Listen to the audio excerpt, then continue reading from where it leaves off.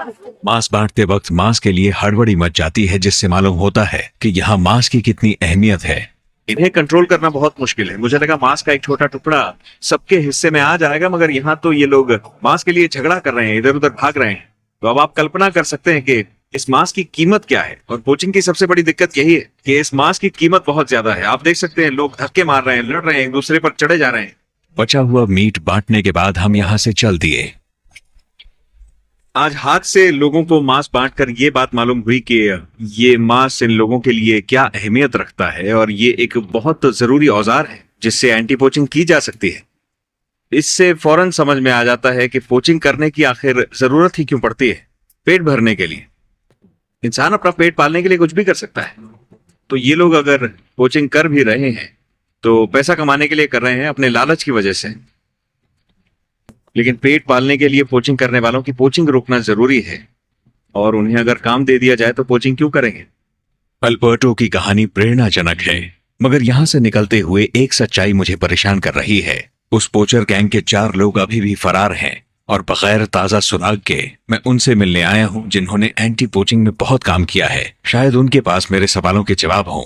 मेरा नाम है आइवन कार्टर। मैं ज़ैम्बीज़ी रिवर डेल्टा पर एक अवैध शिकारियों के दल का पीछा कर रहा हूँ। मैं एक ऐसे आदमी से मिलने आया हूँ जिन्होंने पोचर्स की कमर तोड़ी है, इस उम्मीद में कि उनके अनुभव से मैं उन बाकी के 4 पोचर्स को भी पकड़ पाऊंगा। इनका नाम है मार्क हेल्डेन, जो कि ज़ैम्बीज़ी डेल्टा सफारीज के मालिक हैं। हालांकि इन शिकारियों को डर हमेशा रहता है। अच्छी खबर यह है कि जानवरों की संख्या बढ़ रही है, छोटे से छोटे जानवर से लेकर बफलो तक। हाँ। तो अगर आप एक शिकारी हैं और आपको शिकार करना है तो आप जाहिर है यहीं आएंगे। तो ये जो शिकार है इसे गांव वालों में बांटा नहीं जा रहा है। नहीं, मैं जानता हूँ। यहाँ के लोग इन शिकारियों को बिल्कुल भी पसंद नहीं करते, जिसकी वजह से उन्हें कोई पैसे भी नहीं मिलते। ये लोग खाने के लिए शिकार नहीं करते हैं। ये कमर्शियल मीट पोचर्स हैं जो अच्छा पैसा कमाने के लिए जानवरों का शिकार करते हैं। हाँ। मेरी एंटी पोचिंग टीम के ज्यादातर लोग पहले पोचर्स थे। अच्छा। ये पहले अवैध शिकार करते थे और अब अवैध शिकारियों को रोकने में मदद करते हैं। फिर सबसे बड़ी दिक्कत ये है कि ऐसे आदमी पकड़े भी जाते हैं और उनके पास आमदनी का और कोई जरिया नहीं होता, तो फिर वो पोचिंग ही करें। हाँ, ये तो है बिल्कुल। उन्हें आमदनी का कोई और जरिया, मतलब ये कोई छोटी प्रॉब्लम नहीं है।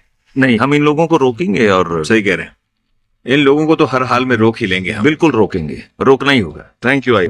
Thank you. मार्क के पास हेलीकॉप्टर है, जिसकी मदद से वो इलाके में धुआं नजर आने पर हमें इत्तला करेंगे ताकि हम पोचर्स के उस दल को पकड़ सकें।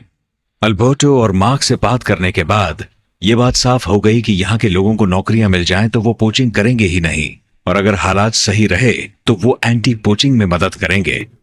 मैं अपनी इस थियोरी की जांच करने वापस बेस कैंप जा रहा हूं। ये पोचर जिसे हम मार्टिन बुलाएंगे, अदालत में इसकी सुनवाई हो चुकी है। फिलहाल ये हवालात में है। कौन है? ये कहता है कि अगर इसकी सजा कम करवा दी जाए तो ये जानकारी देगा, पर कहीं ये झूठ तो नहीं कह रहा। मैं उन लोगों के बारे में जानना चाहता हूं जो इसके साथ शिकार करते हैं। मिनाज वुनज़ेना। मार्टिन का कहना है कि जैसा कि हम पहले से जानते हैं, ये गैंग आग लगाकर जानवरों को ट्रैप की तरफ धकेलता है।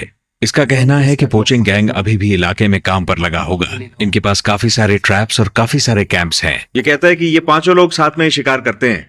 ये 5 लोग, और अगर किसी की जरूरत पड़े तो, जैसे कि ऑर्डर के ज्यादा आने पर मीट ढोने का काम करने के लिए। मार्टिन हमें अब भी ये नहीं बता रहा कि इसके गैंग मेंबर्स कहां पर